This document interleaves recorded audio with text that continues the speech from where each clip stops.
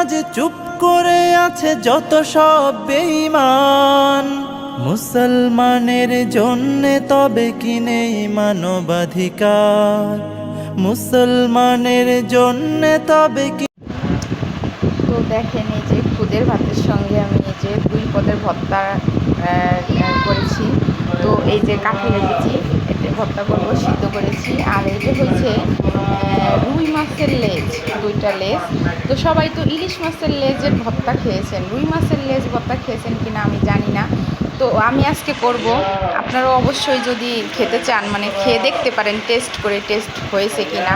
তো আমি এই নিয়েছি পেঁয়াজ কুচি, আর নিয়েছি শুকনো মরিচ, নিয়েছি লবণ, আর নিয়েছি ফরচুন সরষের তেল। তো এখন এটা দিয়ে কীভাবে আমি এক একটা মাখাবো ওইটা আপনাদেরকে অবশ্যই দেখাবো। আমার ভর্তা দেখতে থাকেন বানানো। ভর্তাটাকে বই করে মিক্স করতেছে সুন্দর করে হাত দিয়ে, এটা পাটায় বাটলে ভালো হয়। তো আমি সংক্ষিপ্তভাবে এইভাবে করছি।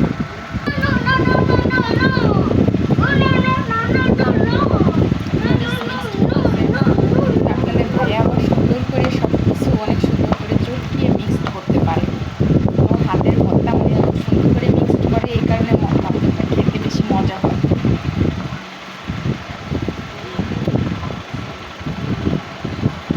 তেল,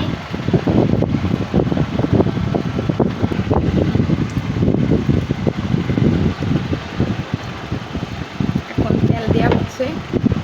তো দেখেন পাটায় বাটার মতোই মিক্সড হয়েছে ভর্তা। পাটায় সুন্দর করে সিদ্ধ করে নিলে পাটায় বাটতে হয় না। তো ভাজা করে যেটা ভর্তা করে ওইটা মনে হয় পাটায় না বাটা ছাড়া হয় না। তো আমার এই ভর্তাটা রেডি। এখন দেখেন মাছটা আমি সুন্দর করে এই যে হাতে বেছে নিয়েছি, এখন মাছের ভর্তাটা করব। তো এই যে মরিচ আর অনেক সুন্দর। তো আমার মাছের ভর্তাটাও এই যে হয়ে যাচ্ছে। মাছটা সুন্দর করে বেছে মরিচ দিয়ে চটকিয়ে লবণ দিয়ে এখন মিক্সড করতেছে। তেল দেয় নেই এখনও, তেল লাস্টের দিকে দেয়। তো এই যে তেল এখন মিক্স করতেছে।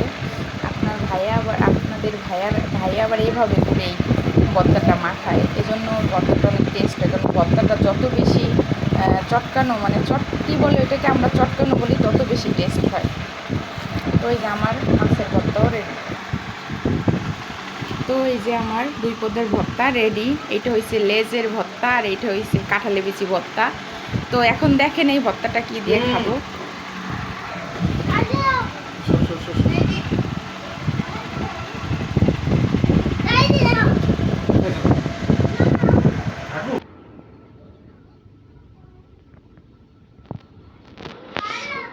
তো গরম গরম খুদের ভাতের সঙ্গে ভর্তা, কে কে কে খেতে এটা পছন্দ করেন অবশ্যই কমেন্ট করে জানাবেন।